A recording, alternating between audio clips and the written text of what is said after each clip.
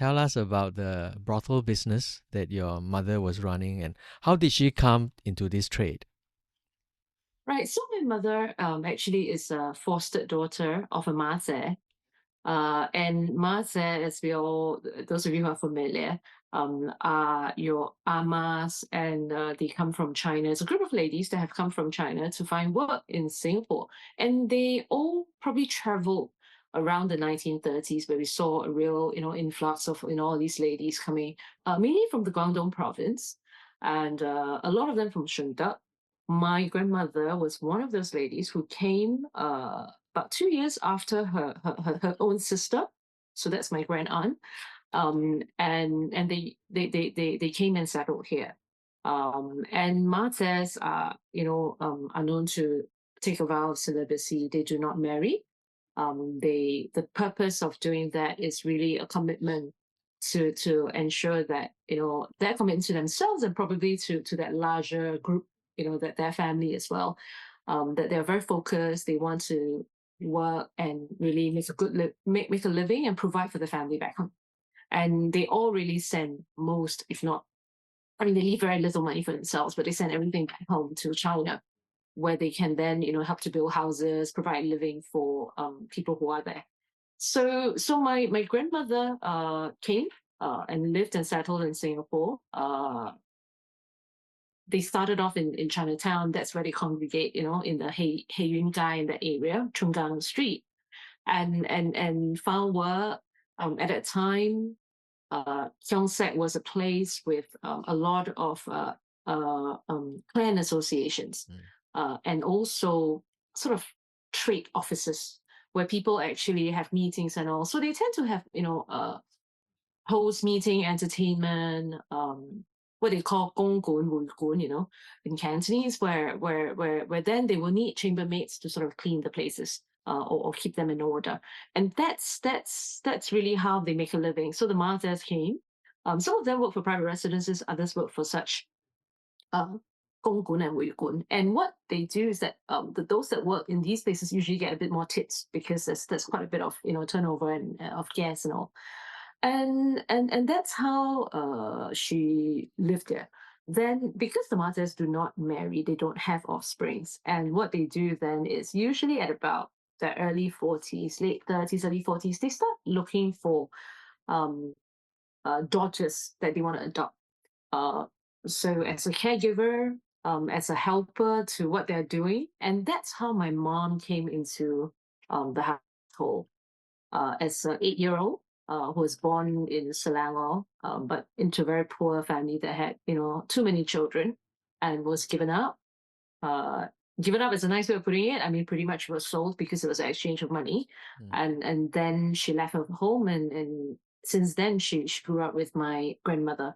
Over time, the evolution of the Keong Saik Road from entertainment houses to becoming a brothel was also happening at the same time. And that's how my grandmother, from a chambermaid, eventually managed a brothel. And when she passed away, it was passed on to my mother. Um, Throughout those years when my grandmother was alive, my mother was sort of like a helper to her. Mm. I wonder if there's a term, right, for the entertainment house. I mean, that's the term you coined in your book.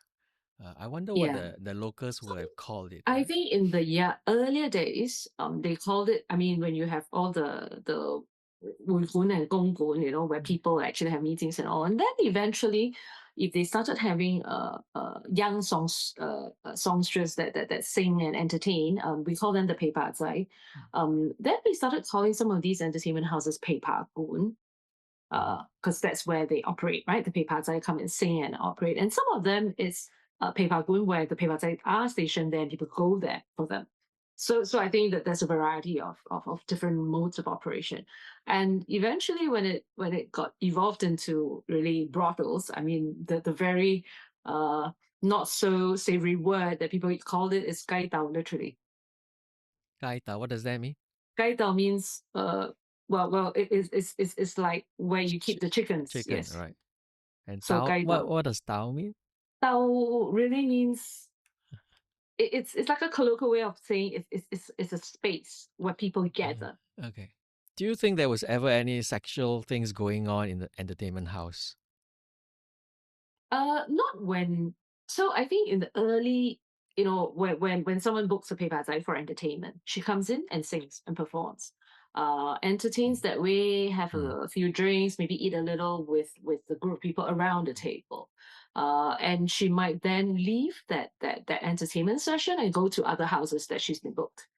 Uh, Whether she comes back or not depends on the arrangement, and actually these entertainment houses would have rooms, and not all peipazzai actually sell their bodies. Some do, some don't. Some only entertain regular customers.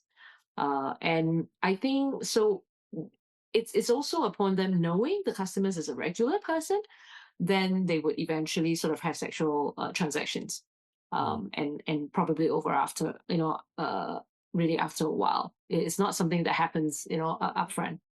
You personally know one or two of these peibatai, right? When they were older, I Yes. mean, how were their, uh, what were they doing, or how did they have, sexual relations, or even kind of relationships with the businessman who came?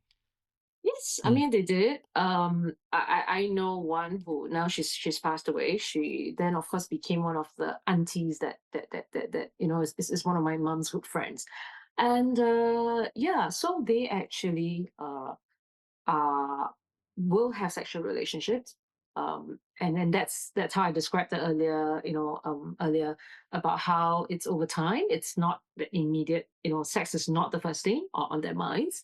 When people um, uh, sort of book a pay um, and over time they might even become mistresses of Mm. these their businessman clientele, and then they sort of retire from being a paper. Yeah, I mean, I find it hard to believe if the men are just going there to listen to music, right? Yeah, so Mm. it's actually post meeting entertainment, Mm. over food and drinks with your ladies singing, and they're all 16 to 20, and I mean naturally they are attracted to these ladies, right? But it is also depending on the the sex of the ladies, whether they want to sell sex. I think they do have a certain control, uh, or rather, it is maybe almost like it's a process. They don't do it at the beginning. They are already open to selling sex, but that's also how they position themselves, where they become more desirable, and hence some of these hong pai aku. After the paper side, the hong pai, when they call them aku, that's when actually I think the sex Mm. it's a lot stronger, the whole connotation. When you're called aku, hong pai aku, really Mm. you would be offering some sort of sex service. And then subsequently, when it was all brothels, I mean, these ladies were called 大姑娘.